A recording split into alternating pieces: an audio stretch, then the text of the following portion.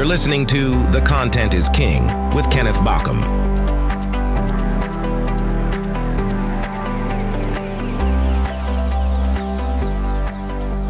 All right, hello once again, and here we are back in the studio for episode number 3, continuing our conversation on the podcast primer, how to start your own podcast.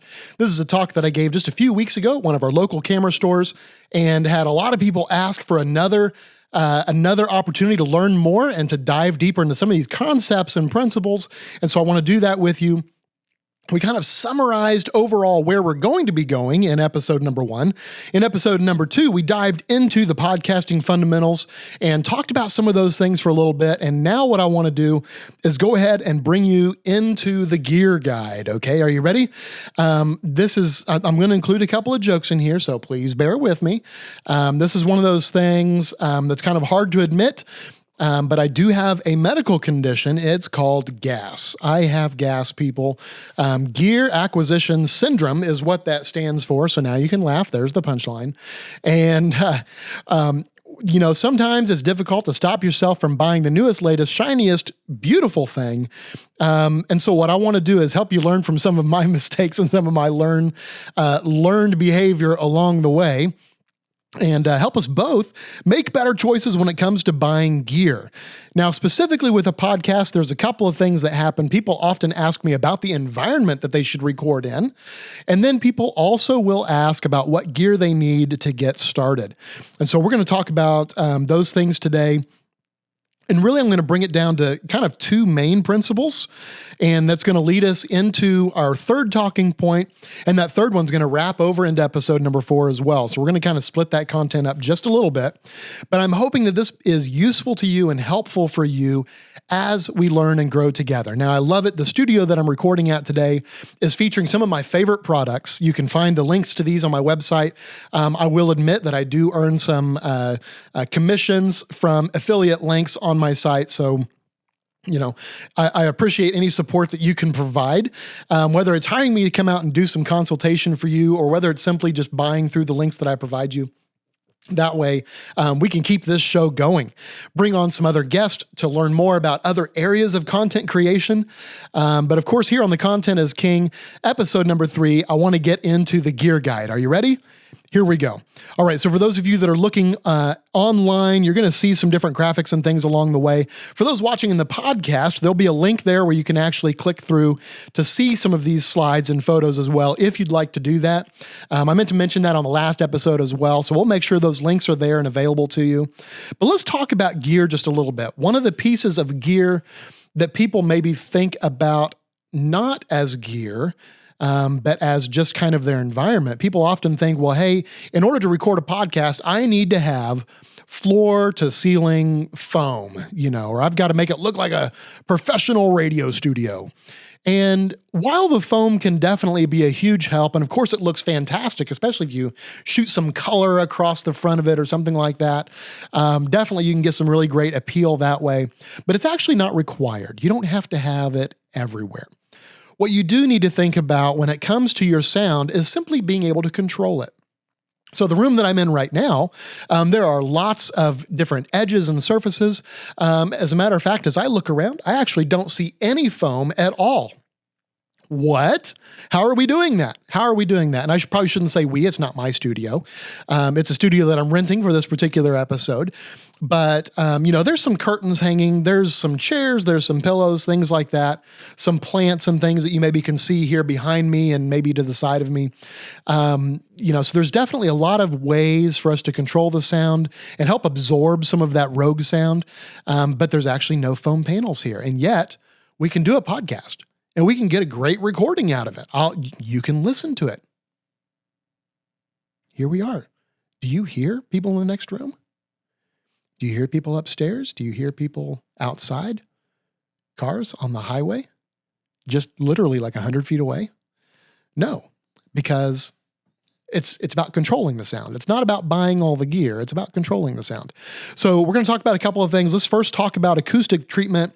And I love these images, but I'm going to try to describe these to you as well. Forgive me while I set my laptop down here, kind of stretching just a little bit here in front of the camera for you guys. But acoustic treatment, there's kind of two different ways to help control sound in the room. There's diffusion and there's absorption, right? So sometimes you want to change the way a sound reflects. And sometimes you want to absorb the sound so that there's no way for it to reflect, right? And so that's kind of the difference between those two things. As you think about the hard walls, maybe this one here beside me as I'm pointing at it on camera here, this hard wall is going to reflect sound right back. But what you'll notice is I'm actually sitting at an angle to it. So it's not ever going to reflect that sound directly right back at me or directly right back into the microphone. As I'm talking across the room to a camera, and there's an angled wall behind it. So my sound as it comes forward is going to bounce a different direction. What we don't want is we don't want sound to come straight back at us. So a really great way that you can help kind of test this. Of course, I'm wearing headphones today, which kind of negates the problem a little bit. Let's say you're doing a podcast without headphones. You've got speakers on your computer facing you. What you want to do in order to help acoustically treat that environment is have a friend take a mirror and hold it up on the wall. And basically, without tearing up the paint, slide that mirror all over the wall, back and forth, until you, from your position that you're seated, whether it's at the microphone or if you're doing a home theater or something like that, it could be your couch or your chairs that you're sitting in, look at that mirror. And every single time that you look in the mirror and you see one of your speakers, that's a reflection that you need to control. You want the sound coming at you from the speaker. You don't want it bouncing off the wall and then coming to you. So that's a spot that you now need to control. That's a good spot for foam or a curtain or a pillow if it's maybe somewhere where it makes sense to have a pillow. Maybe you have some seated risers like we actually do have over here. There's a couple of places where people can sit on kind of a bench on a couple of different levels. You can do that. And so you can change that reflection. So that's called diffusion when you change the reflection. That's why you often see the foam panels are kind of in a pyramid shapes or just long, kind of triangular. Oh, I'm sure there's a mathematical term for that. My middle school teachers are going to be mad now after they told me to memorize all this stuff. But that triangular shape, that prismatic shape or pyramid shape helps just reflect the sound different ways. The other thing that foam does, that curtains may do, that chairs can do, is help absorb the sound, right? So it's not as powerful when it bounces off as it was when it first went in, all right? So we want to minimize our background noise. We want to minimize our echoes. Obviously, all those things are important. We want to record in a quiet environment like this one. And you can use acoustic treatment such as foam panels or blankets or things like that to help. I'm actually going to kind of look around and describe this room a little bit to you. This is just one studio I record in. There's many others here locally. I'm going to try and actually show them off to you as we go. And as we go, we'll provide episodes and segments where we can actually advertise those spaces, and we'll name them by name for you as well to kind of show off how those are all used, right? But as I look around the room here, we actually have an open ceiling in this particular space. So the sound that's above me gets an opportunity to bounce around all kinds of little tiny things. Plus the heating and air conditioning vents are actually kind of a soft foam, soft insulation around them. So we're really doing a good job of absorbing sound in this room. Not a ton of reflections. If I brought in a live band, it'd be a whole different story. But for just 2 or 3 or 4 people to sit here and talk, it's really, really simple and easy. All right. So that's just a little bit about acoustic treatment. For those of you watching online, you'll see a couple of images here that help to illustrate that, to help to illustrate the mirror principle, which you can actually do yourself as well, maybe with a mirror and a flashlight or something like that, just to help kind of target where you want to do that treatment. All right. And then we'll move on. This is one of my favorite things to talk about with people that have a brand new podcast, and even for people that are going to be recording video and want to just have a clean signal, clean sound for that video. You don't have to have the most expensive equipment. We could be talking here on some high-end microphones, gold-plated pop filters in front. Maybe would have the Shure, the SM7DB, I think is the newest model now, like a $400 or $500 microphone, sometimes more depending on the situation or the time of year or where you're buying from. And so you don't have to have the most expensive equipment. We're talking here on pod mics. They look fantastic. They sound fantastic, in my opinion, but they're actually not that expensive. It's just $100 microphone. And in my world, in my experience, I say that's probably the price point that you want to kind of look for. $100 or more should almost always be, probably always is, a great microphone. When you're under $100, with really just one exception, those microphones have always failed me in one way or another. They either have had disappointing sound or a disappointing amount of control that I can exercise over that sound. So you want to look for a microphone that's got great sensitivity and low self noise. That means it doesn't create its own noise for you. That's often a problem with cheaper microphones. I encourage you to try before you buy and shop local. This is a wonderful thing I love to illustrate while I was actually at the camera store teaching this class.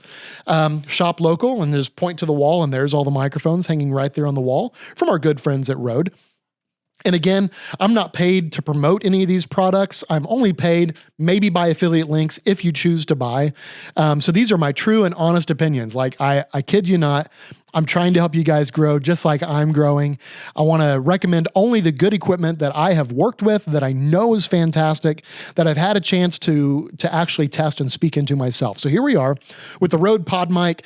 I'm wearing a pair of NTH 100 headphones. I encourage you to just go out and look. If you're going to spend your money, this is one of my favorite things to share. When you spend your money, I prefer to spend it once. Buy the good stuff the first time, because otherwise you're basically taking the long, slow route. You buy the cheap stuff, you find out what works, what doesn't work, and there's like, oh gosh, now I got to go out and buy more things again. You end up maybe buying medium level, and it's kind of like, okay, well, some of this is iffy and some of it's okay. And now what you've done is you've spent all this money on the beginner equipment, the medium level equipment. You could have just bought the high level equipment to start. And I understand cash flow is different from budget, right? You have to have the money to spend the money. I encourage you to make great financial decisions. I am a producer on a show that talks about making great financial decisions. So I encourage you to check that out. If you click through the pod roll, you'll see my recommended podcasts, places that I have learned a lot from, that have some great information and great content. And I hope that you'll find great content here as well on The Content is King. And because I want to give you great content, we're going to get right back into it. So we're talking about microphones, kind of that $100 guideline. And please do try it before you buy it. Here we are with the Pod Mic. There's actually a couple of versions of this Pod Mic, so I'm just going to give you a preview of the technical know-how that we share here on this podcast. This Pod Mic just has the XLR output, so this is the cheaper version, the $100 version. It is a condenser mic, so it does require some extra power from your sound interface. We're using a Rodecaster Pro 2 to power this microphone today. So there's not a power cord on it. The power is supplied through the microphone cable from the sound console. And we'll talk a whole lot more about the Rodecaster later. That is such a cool device. I'm pointing over there because it's to my left. You're right. And we'll talk more about that. But understanding kind of how the microphones work, how sound systems in general work, and I don't mean to overcomplicate that too early, but knowing how they work is super, super important. So we're going to dig into that just a tiny bit here. Sometimes when people get excited about a microphone, I'm rambling. I did not finish my thought a second ago.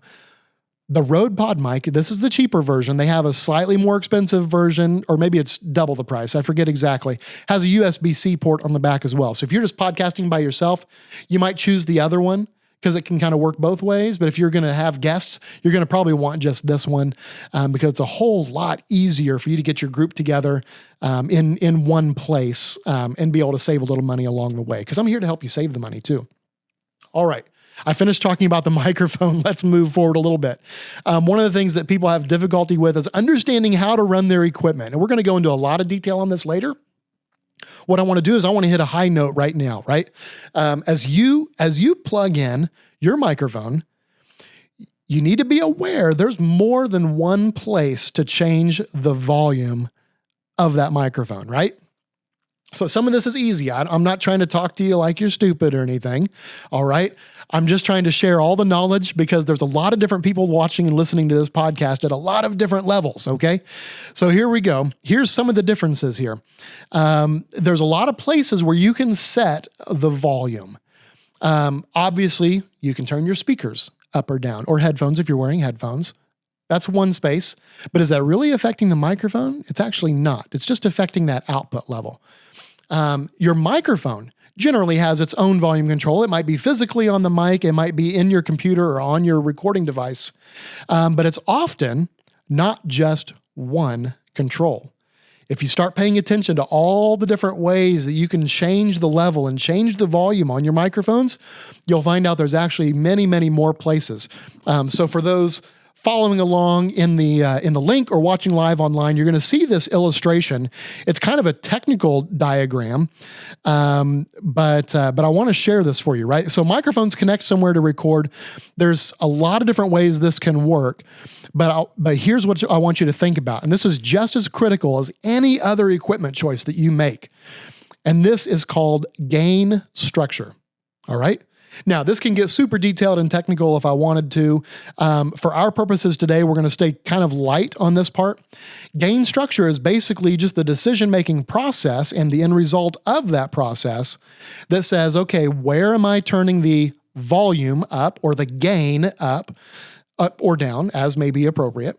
Where am I turning it up and down so that I get the correct levels and the correct signal through all of my signal path, all the way from the microphone all the way through to the listener's ears. Now, if you're thinking about your podcast, it doesn't end right here as I'm listening to myself live doing this recording for you. It actually ends on the other side of the internet in their device or on their computer or in their earbuds or wherever it may be, that they're actually hearing you. So we want to make sure that we set up this gain structure in a way that we have as little noise as possible throughout the process, but we also have enough signal so that when the listener is turning up their speakers or turning up their headphones, they don't have to crank it all the way up to the top, which, by the way, will help them hear a lot of noise. All right? So are you with me so far on that? If you're with me, say yes. I'm not going to be able to hear it, but say it anyway. What I want to do is I want to help you understand these concepts. We're going to dig into them just a little bit deeper over time. What I want you to think about with this gain structure, again, there's so many places you can change it. You can do it live. You can do it on your device. You can also do it in post-production, which is the editing process afterwards. So whether it's your video, whether it's your podcast, whether you're, I don't know, a TV producer, I don't know who all is listening to this show today. I am going to know because I want to know my audience after I've defined my niche. We talked about that a couple episodes back in our podcast fundamentals section. But here at the microphone, here's what I want to get to. Turn that gain up as early as possible in the process. That way you're not waiting to the end. The longer you wait, the more likely that you're going to be introducing noise. Photographers know this as well. Think about this from a photography perspective. If you set your camera settings correct while you're taking the photo, then when you get into editing, you still have lots of room to mess with things before you add in a ton of noise. But if your picture is dark in the beginning because your settings were not right or you didn't have enough flash or whatever was going on, then when you get into Lightroom or Photoshop later and you start to turn it up, it may not be called gain, it may be called exposure or highlights or shadows or whatever else you're working with, but you'll see that noise creep in. It's like, oh, where'd that come from? Yeah, it came from the sensor, the microphone, the video sensor, whatever it may be, the appropriate, right? The appropriate equivalent in whatever medium you're developing your content in. You want to turn that up. You want to set your settings correctly as early as possible. Even today, I had a peek at these settings, gave a little bit of a test run, and made sure that my microphone levels are going to be in a way that I'm going to be able to understand myself, get to a right level, and be able to record this without having to do too much after the fact. Because the more I have to change this later, the more you will start to notice the result. All right. So speaking of post-production, let's dive right into that. I've included as part of the gear guide because it's kind of important, right? You're buying all this gear, but now how am I going to get this podcast actually produced and shared? Or maybe it's a video content. Again, I'm trying to talk to all content creators here. We're just doing this first section as kind of a podcast fundamentals. But explore the different recording software options you have. You've got some free ones. You've got some that you can spend money on. I personally, as a photographer and videographer, I already have the Adobe Creative Suite, Creative Cloud is the correct name for it now. Those of you that have been doing it for a while, you remember Creative Suite as well, both when you bought it version by version as it was released, as well as they started turning it into a subscription model, and now really a cloud-based subscription model. So you can adjust that volume in several places. You'll be able to see an image in the link and online if you're watching this on YouTube that shows you what it looks like inside of Adobe Audition, for example. And you can use Audacity as a free software, but you have all these options to experiment with different recording settings and software options to see what works best for you. And for your DAW, your digital audio workstation or workspace, you've got several places even within here that you can adjust the volume as well. There's some gain options on the track. You can also edit the audio file itself to normalize it or get it to a point where it's at a relatively normal volume level. Plus, there's everything we've already done and everything that will be done by the listener in the end. Like I said, the speakers and the headphone adjustments as well, right? So there's so many different places to make these changes. I want to go into more detail about editing in the future, but for right now, I'm going to sign off and thank you so much for joining me for yet another episode of The Content is King. I know this one was just a little bit shorter. Like I said, we're going to do these deep dives as well, but I definitely want to also start to build up this library of knowledge for you so that you've got something to listen to for a little while as this podcast is released, okay? So this has been the Gear Guide on The Content is King. We talked a little bit about audio workstations, microphones, gain structure, and acoustic treatment. I encourage you to check out the links below, learn a little bit more about these different things, and make smart choices. Be always learning and help turn your content into your crown with The Content is King. Thanks for listening. Thank you for listening to The Content is King with Kenneth Baucom. For subscriber-only premium content and bonus episodes, be sure to click the link in the description to join. Now go create, and always be learning.